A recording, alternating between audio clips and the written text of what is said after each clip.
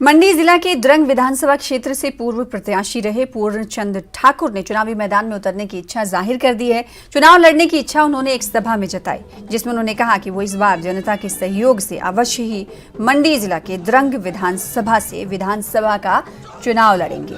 पूर्णचंद ठाकुर ने कहा कि अगर कोई राष्ट्रीय पार्टी उन्हें टिकट देगी तो उस विधानसभा से सीट जरूर निकलेगी।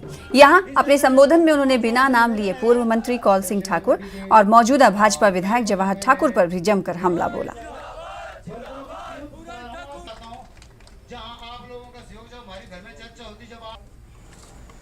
आज हिमाचल प्रदेश का मान सम्मान, मंडी का मान सम्मान जो है ठाकुर जयराम जी ने बढ़ाया हुआ है। मंडी जिला को ठाकुर जयराम जी के रूप में मुख्यमंत्री हमें 72 वर्षों के बाद मिला हुआ है। उन्होंने विकास के लिए, मंडी के विकास के लिए, द्रंग के विकास के लिए कोई कमी नहीं छोड़ी है।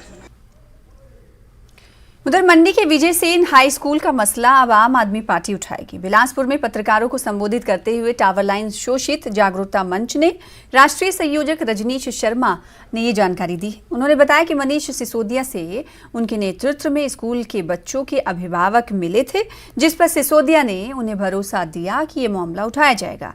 रजनीश शर्मा ने कहा कि कुछ लोगों को फायदा पहुंचाने के लिए विजय सेन हाई स्कूल के बच्चों को खेल के मैदान से वंचित कर दिया गया है।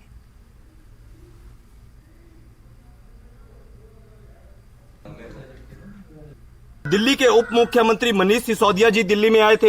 हमने छोटे छोटे बच्चों की विजय सेन स्कूल बचाओ अभियान के तहत उनके अभिभावकों के साथ मिलकर उनसे हमने एक पोस्टर का अनावरण हमने करवाया है। उस पोस्टर के अनावरण में हमने मंडी भाजपा की और हिमाचल प्रदेश के मुख्यमंत्री की जो करतूत है, इसको पोस्टर के तहत हम मंडी की सभी विधानसभाओं के अंदर और हिमाचल प्रदेश में इस विषय को घर घर ले जाएंगे। हम जनता को बताएंगे।